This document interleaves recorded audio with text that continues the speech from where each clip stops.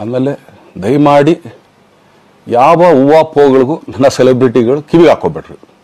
ಈಗ ಮೊನ್ನೆದು ಒಂದು ಇದಿತ್ತು, ಏನೋ ಯಾರೋ ನಿರ್ಮಾಪಕರು ಕೊಟ್ಬಿಟ್ರು, ಹಂಗೆ ಹಿಂಗೆ ಅದು ಇದು ಎಲ್ಲ. ಹೌದು, 101%.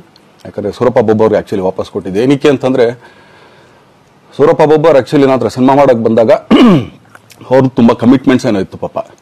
ಸೊ ಸಿನಿಮಾ ಆದರೆ ನನ್ನ ಕಮಿಟ್ಮೆಂಟ್ಸ್ ಎಲ್ಲ ಇದಾಗುತ್ತೆ ಅಂತ. ಯಾಕಂದರೆ ಇಂಡಸ್ಟ್ರಿಲಿ ನನಗೆ ಗೊತ್ತಿರೋರು ಒಬ್ಬರು ತುಂಬ ಪರಿಚಯ ಇರೋರು, ಅವ್ರನ್ನ ಕರ್ಕೊಂಬಂದು ಹಿಂಗಿದೆ ದರ್ಶನ ಮಾಡೋಣ, ಸರಿ ಅಣ್ಣ ಮಾಡ್ಕೊಡ್ತೀನಿ ಅಂತ.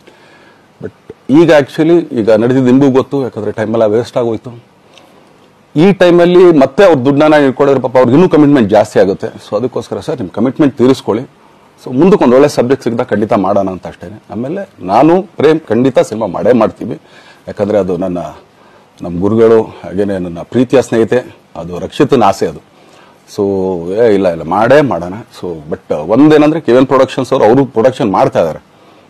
ಸೊ ಅವ್ರ ಪ್ರೊಡಕ್ಷನ್ ನಡೀತಾ ಇರ್ಬೇಕಾದ್ರೆ ಪುನಃ ಇನ್ನೊಂದು ಪ್ರೊಡಕ್ಷನ್ ಅಂದಾಗ, ಯಾಕಂದ್ರೆ ನನ್ನ ಒಂದು ಅನಿಸಿಕೆ ಅಂತಂದ್ರೆ, ಯಾವ ನಿರ್ಮಾಪಕ ಆಕ್ಚುಲಿ ಈಗ ಯಾವ್ದು ಪ್ರೊಡಕ್ಷನ್ ಇಲ್ದೇನೆ ಸುಮ್ಮನೆ ಇದ್ರೆ ಅಂಥವ್ರ ಜೊತೆ ಕೆಲಸ ಮಾಡೋರು. ಯಾಕಂದ್ರೆ ಪ್ರೊಡಕ್ಷನ್ ನಿಮಗೂ ತುಂಬಾ ಚೆನ್ನಾಗಿ ಗೊತ್ತು. ಇವಾಗ ನಡೀತಾ ಇರೋ ಒಂದು ಇದರಲ್ಲಿ ಒಬ್ಬ ನಿರ್ಮಾಪಕ ಇವತ್ತು ಅಡ್ವಾನ್ಸ್ ಕೊಟ್ಟೋದ್ರಿಂದ ಹಿಡಿದು ರಿಲೀಸ್ ಆಗೋ ತನಕ ಆತನ ಕೆಲಸ ತುಂಬಾ ಇದೆ. ಬರೀ ದುಡ್ಡೊಂದು ಒಂದ್ಸದೇ ಅಲ್ಲ, ಸೊ ಎಲ್ಲ ಇದರಲ್ಲೂ ಕೂಡ. ಸೊ ಆದ್ರಿಂದ ಅಷ್ಟೇ, ಇನ್ನು ಅದು ಬಿಟ್ಟು ಇನ್ನೇನು ಆ ಥರದ್ದೇನಿಲ್ಲ. ನ್ಯೂಸ್ ಫಸ್ಟ್ ನಿರ್ಭೀತಿಯಿಂದ ನಿಮ್ಮ ಪರವಾಗಿ.